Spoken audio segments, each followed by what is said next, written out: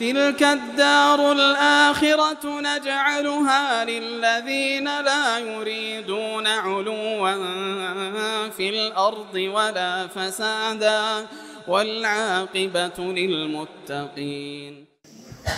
Bismillah. Semoga Allah membalas kebaikan Ustaz dan menyampaikan kebaikan kepada kami. Amin.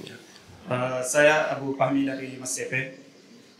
Saya mempunyai seorang anak yang baru umur 11 tahun. Dan mulai dari 6 tahun saya memberikan pendidikan keras sama dia dalam masalah agama. Alhamdulillah, kuliah sampai saat ini perubahan yang saya harapkan belum sepenuhnya terlihat pada si anak. Mohon nasihatnya bagaimana cara mendidik anak supaya harapan kita di dalam masalah agama dapat terwujud kepada si anak. Jazakallah khair. Baik, barakallahu fiik. Yang pertama, mendidik anak dengan keras ya, saya tidak tahu bahasanya.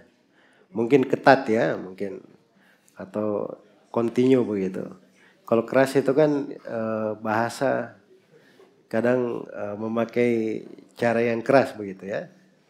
Dan itu mungkin bukan itu yang ditanyakan oleh saudara kita yang bertanya. Karena asalnya di dalam pendidikan untuk anak itu berjalan lumrah saja. Biasa. Ya, justru pada anak itu memang kita harus berikan contoh akhlak yang baik. Tegas itu bagus, tegas. Berwibawa itu bagus. Itu karakter. Ya, karakter. Tapi anak itu perlu rahmat dan kasih sayang. Sebagaimana dia perlu belajar juga rahmat dan kasih sayang kepada orang lain. Dan dia akan tumbuh seperti itu. Kalau dia punya anak juga, dia juga perlu memberi rahmat dan kasih sayang kepada anaknya. Iya. Yaitu dijaga dan dipelihara ya. Terus yang kedua, harapan. Harapan itu kan bertingkat-tingkat ya harapan orang.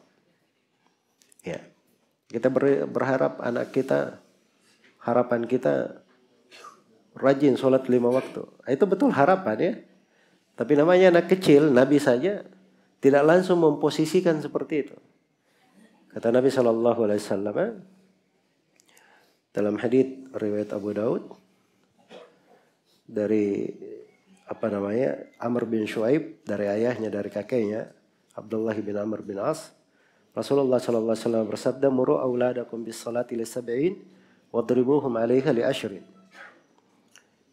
Perintahlah anak-anak kalian untuk sholat di umur 7 tahun.